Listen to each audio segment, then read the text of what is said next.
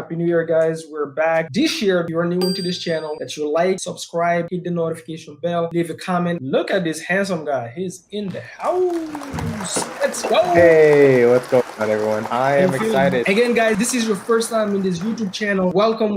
We never met before. My name is Mamadou Diallo, and this is my partner, Mr. Hung Mei. We're doing Airbnbs together nationwide. My name is Hung Mai, and I have been in the real estate space for probably the last over a year and a half. I went from 0 to 15 properties in about 15 months. Boom. And that's just through consistency and doing the work and honestly just late nights. Honestly, it's a lot of late nights. And so tonight we're going to talk about what you need to look out for when you get properties. And then, because oftentimes our business model is we get properties off market, meaning we go direct to seller, or we go direct to agent. But most of these properties that we actually get and we turn into Airbnb do need work, right, Hung? We have to come in, we have to, take it down, renovate it first, and then design and furnish before we can put it on the Airbnb platform or whatever other platform that we put it to monetize it as a hospitality rental, right? The reason I'm using that term, guys, is because the business is not Airbnb. Airbnb is just a platform. Like Hungme right now, he's making a killing on one of his properties because your tenant on that property is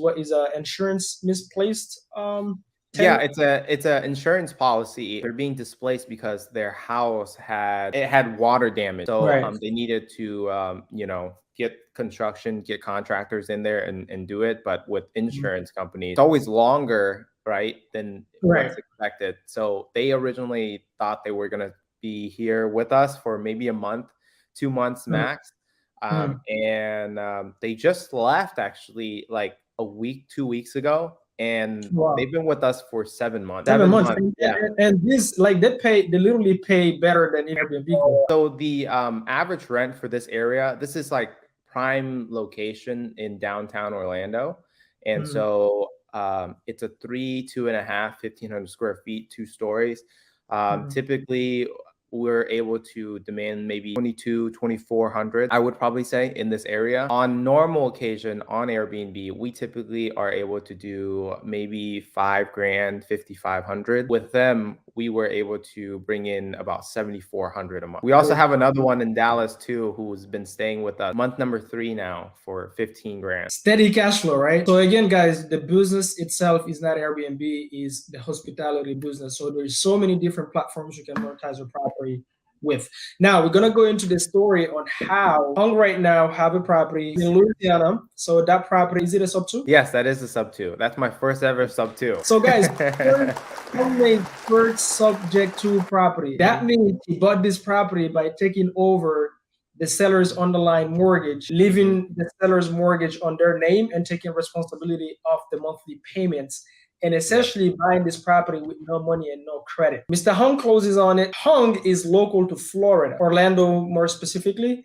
And so he bought this property in Louisiana, so this becomes a virtual project. Renovate the property, get it up to speed, then he can furnish, design, and turn it into Airbnb. If you're new into real estate, your biggest headache will always be dealing with general contract. It cannot be professional, number 1. Number 2, they always lie to you about the timeline. Number 3, if they tell you it's gonna cost you $50,000, I promise you it's gonna cost you $70,000. So expect that, right? And also, if you don't know what you're doing and they know that, you're in trouble, because they will inflate everything, all the prices. They will inflate the receipts. They will cut corners if you don't know what to look out for. Hung has experience. The challenge with this one is virtual. If you're renovating the property, you better make sure you have somebody local walking that property at least 4 times a week. If you can't every single day, if you have to pay them a fee to do so, this is called a project manager. And never use a project manager that has 0 experience in home renovation, because if you do, they don't know what to look out for. This contractor was asking us for his last draw, always, even though his work has not been done yet. I feel like it's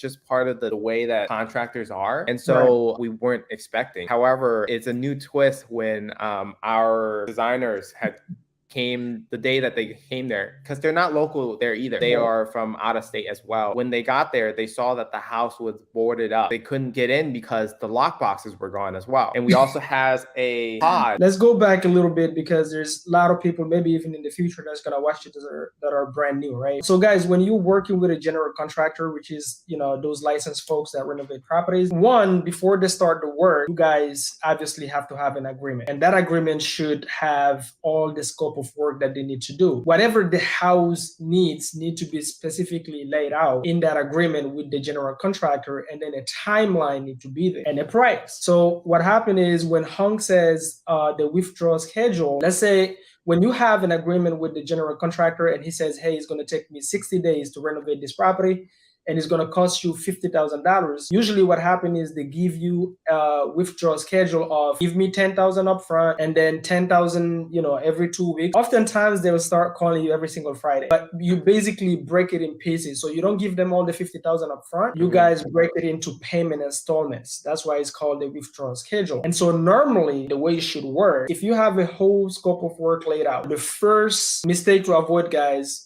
is to be very vague when you're working with a general contractor. You guys have to be so specific, meaning if the floor needs to be swept, it needs to be there. If a screw needs to be taken out, it needs to be there. If there is a water leak somewhere and the color is green and the color should be blue, it needs to be there. The reason being is because they will send you a contract. Number one, never let your contractor send you a contract. You send them a contract because you know you have no experience, or you just rushing because you gotta do things fast, right? And you trust people because they sound nice. Everybody sound nice until you start paying them. They will send you a contract which says bathroom to be done. But what does that mean? Does it mean taking off the tub, gutting the flooring? I literally had one of my project Hung. My GC tried to cut corners and he put the new flooring on top of the old floor. That's how lazy he was. He didn't even gut the flooring. So when we started arguing with it, he was like, well, it was not written on the contract. It just says new flooring. And so you have to write, gut the house, right? Because that's how they work. That's how they start scamming you, right? And so you have to be so specific, guys. Number one, so you have to have the scope of work laid out, every single thing. When I say every single thing, guys, every single little make sure is in there that they need to do. That's number one. Number two, never send them a payment before going and verifying that the work is done first. So let's say you give them a 10,000 to start the work. They have to gut the whole house. Before you send them the second $10,000, make sure you or your project manager, it should be a project manager if you're a business owner, your project manager have to go walk the property and confirm that everything is being gutted, the whole flooring is being gutted, the bathroom has been taken out, everything is ready to go, all the flooring is leveled up, we're ready to install new flooring, all that fun stuff. Then you send them the second check, which is the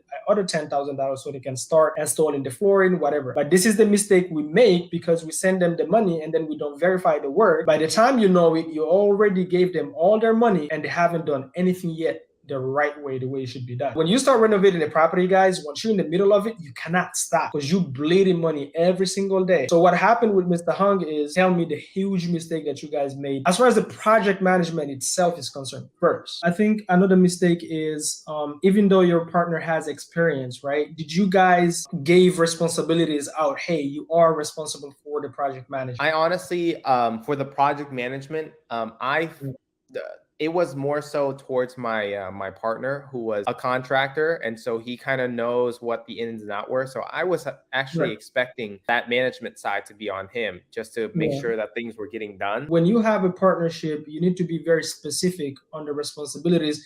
Dude, we made the same mistake on mine in Clinton, right? So that one also we didn't specify because we're just making assumptions that, hey, this person, this, but you should never do that, because everybody should know this is my responsibility. I need to be on top of things, because the huge mistake on this one is trusting the general contractor to be the eye on the ground to look over a project that he's renovating, he's making money from. They subcontract most of their work, meaning, guys, you hire them, they're literally just overlooking their team that are actually doing the work. Obviously, they never knew that nothing is getting done, number one. Number two, I'm sure, guys, Hung, I'm sure you guys already gave you most of the money. There's like one last straw, which is about probably $6,000. We're about to sue him if he doesn't return it pretty soon, because now it's costing us double. Designers are going to cost, because they're going to have to stay there longer waiting for furniture, and then it's going to cost us more money now that we have to buy more furniture. And then also there's the cost, a holding cost as well. That's the thing, guys. When the general contractor is late on your project, especially when you buy a prop, I mean,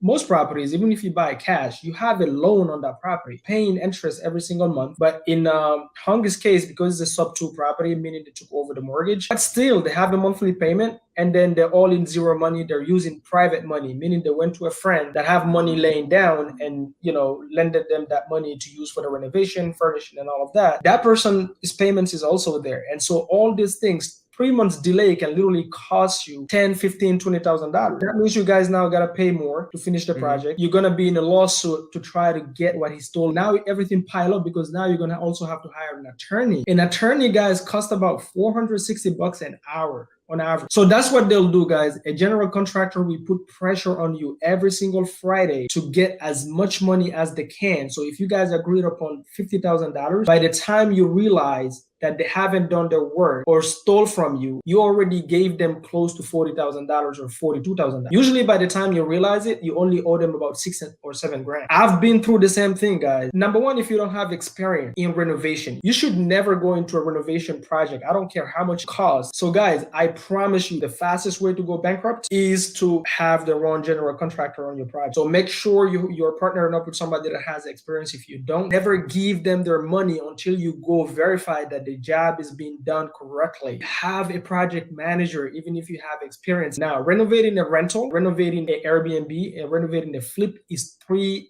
complete different things. A flip and an Airbnb is a little bit closer because you gotta go all in. So Hung, if you have an advice to a new person getting into this, whether they find an Airbnb arbitrage or whether they find a sub-2, what advice would you give them to avoid this mistake? Making sure that we know exactly for sure what is line item by line item before draws are being pulled. Have they done that work for that week or the prior week before it's released?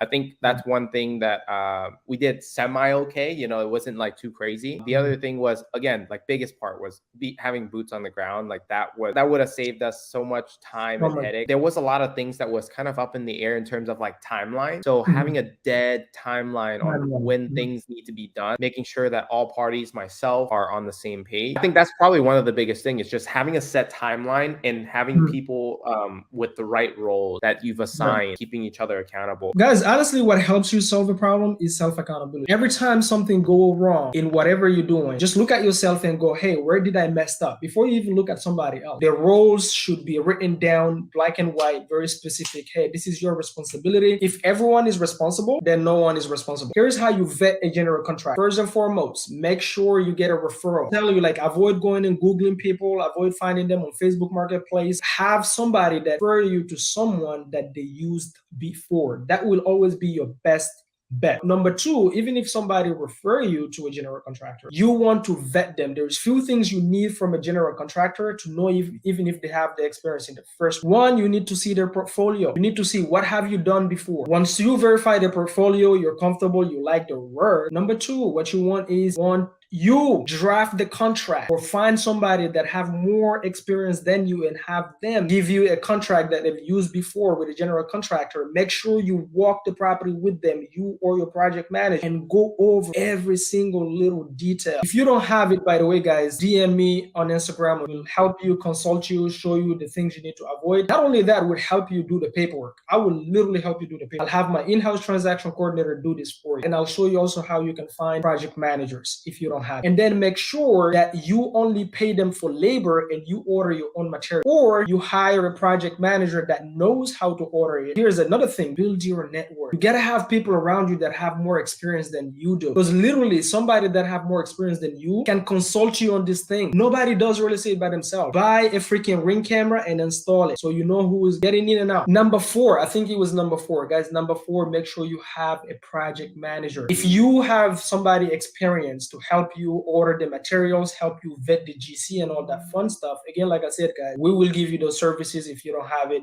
reach out to us, we'll help you out. But you hire somebody local still. What I do is I go on Zillow and I Google real estate agents that have sold a minimum of 5 properties in the area. And I want 1 or 2 of those properties to be fix and flip, meaning properties that have been renovated and sold. A project manager can save you so much money with this. You have no clue. Again, if you're new into this channel, my name is Mamadou Diallo. This is Hong Mai, my partner and brother from another mother in Florida. Make sure you reach out to him. Please leave a takeaway if you're new into this channel. Smash that notification bell, leave a comment, let us know what other topics you want to hear about. More tips and tricks, guys, on how we're buying properties with zero money out of our pocket and turning sellers into our bank.